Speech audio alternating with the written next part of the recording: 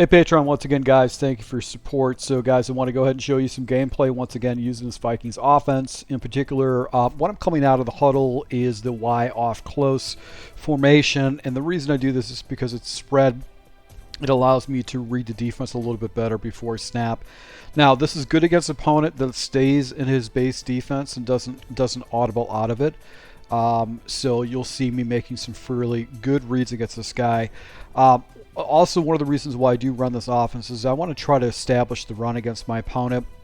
And the reason I want to try to establish the run is to, just make it, two-headed offense, make it difficult for him to stop. He's got to be very conscious of run fits and all that.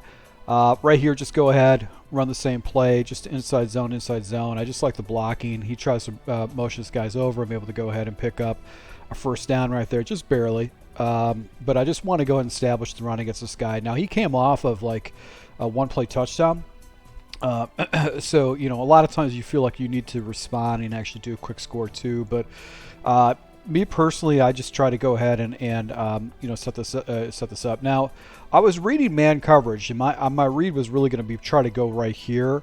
But once these guys drop back in the zones, I'm really looking for that underneath route. And he actually carries with this drag and then stops because he's looking for that stick. So if he would have carried, I could have hit the stick, but he doesn't. I throw the underneath route, and I'm able to go ahead and pick up 8 yards off of that.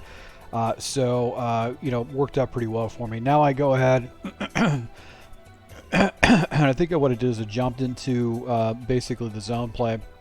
He rotates his guys over to this way. And that's where I wanted to run the ball. This is the type of situation where I've got a stretch play, I've got numbers, I've got, basically all this kind of stuff.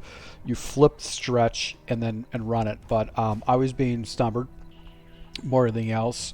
I went into an inside zone, motioned my guy over, basically going ahead and giving him kind of an advantage with blocking. Nobody's actually blocked up correctly, so that was just a bad decision. Should have stayed with the stretch and just flipped it and then just quick snapped it because he just really gave me leverage on that. So that was just a bad decision, in-game decision right here. Now I go ahead and set this, run this play right here. I'm using the whip on the backside. This inside whip. There's two routes in this playbook that actually they're inside whips and really deadly in this tight formations. The gun tight Y off. I do love those whips. It just makes it very, very difficult. I'm actually going ahead and doing an out route right here, and I'm watching this defender and seeing what happens. If the defender actually goes ahead and mans up on this guy, I'm going to go ahead and try to hit this out. If he floats and puts his back towards the wall, I'm just going to make my next progression from there. And you'll watch as soon as the ball is snapped, see how he flips his back. That means he's defending the sideline, meaning that this route will actually go ahead and get picked off. So I've got an underneath route with the running back that I can hit down below it. So if another defender doesn't float out, he doesn't. I'm just going to go hit that running back route, and you can see I can pick up, a good 7 yards right there. So that's a big chunk of yardage right there. So right here, always come out of inside zone. It just helps me read the coverages a little bit. This is showing me cover 3. So I'm going to go ahead and jump into a run play. And here's the play that I want to do. I like his box. He's got a bunch of people that are all in the box. And all I'm going to do is motion this guy over. And once he gets to right here, I'm going to snap the ball and just kind of follow my lead block, which would be the motion player.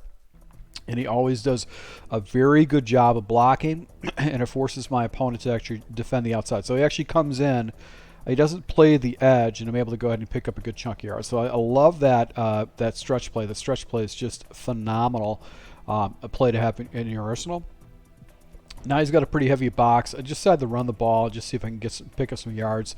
I did read it correctly. I picked up 4 yards, and so anytime you pick up 4 more yards is a win with the running game. Right here, I go into hammer. And really, I'm just looking. Primary read is going to be this underneath route. I'll peek. This is going to be my alerts. I'll throw that if anybody does that, but I'm really looking for the underneath route. And I've got this level concept on the back side of it, but really the underneath route is looking at. So I'm going to look at Smith first. Smith actually gets followed. These guys are following. They've got their towards the ball. You can see the drag route is just naked underneath, and he doesn't use his defensive tackle, so I get a 1st and goal. Here's a series that I ran with basically goal line. Usually when I get inside the one, inside the 2-yard line, I'm just going to run goal line and try to pick up a first down. Go with the sting play. He actually, I come out of the quarterback keeper, and he switches up his defense. And watch this adjustment he makes. It just gives me a hole. He spreads his guys out, giving my guards unblocked. So I'm just going to run right behind. I'm just going to go ahead and just do the QB keeper right there. There's just no way that they can stop that. So, yeah, easy touchdown right there. He just gave it to me, and that's why you want to have like a dive player, a fullback dive, or a QB keeper on that type of situation. So, scores 14-7. I'm struggling against this guy's offense. Now he comes into Okie roll. He's got a guy coming down right here. He's got this guy coming over, and I really wasn't sure if this is a cover 3 Okie roll, if it's a cover 2. I didn't know what to dial up against this guy. I think what I should be doing is I should be doing a run play. That's what I should be doing. I was assuming he's in cover 3. Now he switches out, and I just quick snap the ball, streak up my 2 guys right here. They're just clearing things out for me, and I actually go ahead and look at the whip. But I don't like this guy right here, and this guy's wide open. But I missed my read. It just takes me too long to get to it, and you can see I'm throwing the ball away. I'm throwing the ball to the running back, but just didn't get it out fast enough. So now he's showing me. It looks like a cover 2 shell, cover 3 shell, because you can see this guy's a little bit slightly lower. This guy's slightly higher, and it looks like kind of a matching principle. So I go and jump into this play. This is a pretty good play to go and have in your arsenal. And I like to block the running back because I don't want to get tied into this stretchy animation. So I'll block the running back, snap this ball. And my primary read all the way is going to be this route right here. This is who I'm looking to because he's always going to get that little speed burst. And then he should get leverage on the corner route. And you can see he gets leverage on the corner route. I go ahead and complete that. He is now able to click it on. I'm able to go ahead and get a first down and stop the clock. So like having that play in my arsenal. Now he actually goes into kind of like a quarter formation, and I just like this box. This box is lights. I've got 6 blockers, and he's spread out. So I go ahead and quick snap it, get a nice little run, get the ball inside the 40. Go ahead and no huddle, and this is a really good play by him. Just bad stick by me. I'm anticipating this guard to go ahead and pick this guy up. He doesn't. He whiffs. And I don't do anything with it when I get in front of him. He actually just go ahead and tackles me and actually gets me for a 2-yard gainer. So no huddle again. I go ahead and burn a timeout, which is really not a bad situation. I am getting the ball in the second half. I'm down by 1 score. So if I get 3 points and not give him that opportunity to score or get the ball back, that's fine. 25 seconds left really is giving me time for 5 plays, more like maybe 4 depending on how long they take. So I've got plenty of time. I've got 2 timeouts. Right here, go into a play which is right here is the whip play. I'm just going to go ahead and snap this. No, it's going to go into hammer. Streak up right here. This is my alerts. I'm going to take a look at this guy first, and this is going to be my 1. This is going to be my 2. This guy's kind of outside leverage with Waddle, so I don't like that. And that corner route, I never look at that corner route. It's not something I look to. I'm just going to check down underneath and just try to go and pick up first time and actually take a timeout. So now I've got time for maybe 3 plays, 4 if I'm lucky. And what I do is I dial up basically a corner route, streak uphill, got a drag underneath it, so I've got a progression. And really this guy's clearing things out for me. This is my 1 and this is my 2 that I'm looking at. If I get leverage with Beckham, I'm going to go and throw that. He actually goes ahead and mans the lines. I've got myself a release with the running back on the backside. It's all man coverage. You can see everything's manned up, and you can see the corner route is open. I'm able to go and complete it. I tried to rack this puppy, but I actually stepped out of bounds. That should have been a touchdown, but unfortunately I don't get it in. So basically play a time for 3 plays, 2 attempts in the end zone, and then basically a field goal if I got to settle. So we're going to go ahead and I think what I did is I jump into the halfback stretch. He's got these guys all bunched up on the outside. I'm just going to go ahead and motion this guy over. This guy never actually handled the stretch play. So I was able to go and pick up a touchdown off that stretch because he just really wasn't adjusting too well to it. He was just watching me motion. He didn't actually over pursue. This whole scheme will actually go ahead and build off of over pursuing that stretch, but I really like that stretch. The stretch is a problem, and you have to over pursue. So right here, he's got this guy to the outside, this guy to the outside. He's got this guy out the outside. He got 2 high safeties. I'm looking at this as basically saying, hey, this is cover 2 or cover 2 show. He boxes everybody up, and I think what I did is I go back to the stretch again. Now I go into basically a jet sweep. Go ahead and snap that. Beckham's not really the best player to go ahead and use for on this roster. Should be Hill or Waddle, but you know, I decided to go and use it anyway. So 2nd and 7. I'm seeing cover 2 once again. So this is what I'm doing is I'm going to stretch this guy out, watch the safety, see what happens with him. If he kind of falls back in the middle, then I'm going to try to hit the whole shot. But if this guy carries, I'm going to go ahead and go to my next progression. What I chose to do, this is free-forming. I go ahead and just do an out route. So if these guys start matching, I'm going to look to the out route as my primary read. So watch what I do with this. This is just this is all just free-forming type of stuff. So it's just 2 quick adjustments. I'm going to watch Smith, see how this guy matches. This guy matches. This guy matches. I know I've got leverage on this out route, so this is where I'm going to go with it. You can see the ball is already out because I got a fairly fast progression to read on that. I'll be able to go and pick up a first down based on, I think he showed a cover 9 show 2. Back to inside zone.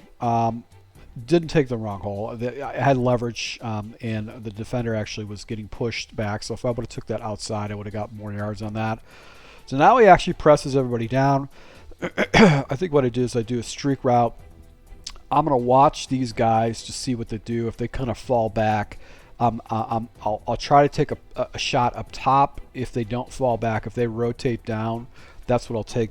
But I've got basically a corner route, and I've got this slant route and the backside that actually won't be able to get across the field. You can see I just don't like the release. This guy's beat his man, but I've got this guy over here. He's man for man. So the corner route was open. I probably should have thrown the corner, but I was really locked in to Beckham in this game. I was throwing to Beckham a lot. So I go ahead and check it down, but I misthrow the ball. You can see Beckham's not able to come down with it. So 3rd and 7. I think this is a situation where I get into 4th and 7 against this guy. Actually, he dialed up a blitz against me right there. So let's go ahead and jump into the gameplay. I didn't chop this out. So right here, inside zone, reading the coverages. I've got a guy outside leverage. To go ahead, take this guy, match him up. I'm reading cover 4, and really I'm trying to go ahead and get over the top of this guy. But I also try to provide myself a quick out, so I have an opportunity to hit that. So you can see the quick out. He's got leverage, but he's getting trailed perfectly. I could have hit this over the top. I just didn't look to it. I was looking for trying to get the first down. So when I get in 3rd and 7 situations, they usually don't take shots up top. And as a result, he caught me. So that was just a bad read, bad progression. I should have been peeking at the safeties to see if I could take a shot up top because I could have got a quick score. So right here, 4th and 7, I go ahead and dial up basically this particular play. I've got the inside whip, and I love the whip. It just gets really good leverage, and Waddle is, when he does catch the ball, he always falls forward for yards. So that was just a lucky series right there for me to get a first down. Now I go ahead and jump into the 0-1 trap. You got to check out of this. This is a bad call. You can see these guys are over my my guy, and what's going to happen is someone's going to shoot into the backfield, and I think that's what happened in this type of situation. This is just a bad call. So you got to get out of that particular play. You don't stay out of the 0-1 trap. Go into the inside zone. You're going to get better blocking. If I would have cut that to the outside, I'd probably picked up some more yards. So he's closing up his box. Actually, 0-1 trap right here is probably a little bit better play, but what I choose to do is to do the stretch play. Click on Hill, motion him over, quickly snap the ball. He's got everybody boxed up right here. I get some really good blocking. I try to cut it back inside, but my block doesn't hold, and I get it down to the 17-yard line. So right here, he's still got kind of a boxed up type of situation. I go into the play right here, and this is basically just an RPO with a slant and a flat route, and I hit the slant on the backside, which was a fairly good read. And then I make this final adjustment, essentially, which is going to be using a formation I don't necessarily use. It's the twin formation. You got your wide receivers out here, but it's just a stretch play. And just take a look at the alignment. Everybody's lined up. I love the leverage. I'm going outside with a very fast running back, and these guys are going to have to get outside too. So watch what happens. I just get really good blocking on the outside, and I'm able to go ahead and just cut it outside and pick up an easy touchdown. So there's basically kind of a breakdown of some of the series right there. I'm going to run into another player that actually I struggled with. He's playing a lot of cover 3 matches, and I want to share that with you. So once again, guys, thanks for your support. Until next time.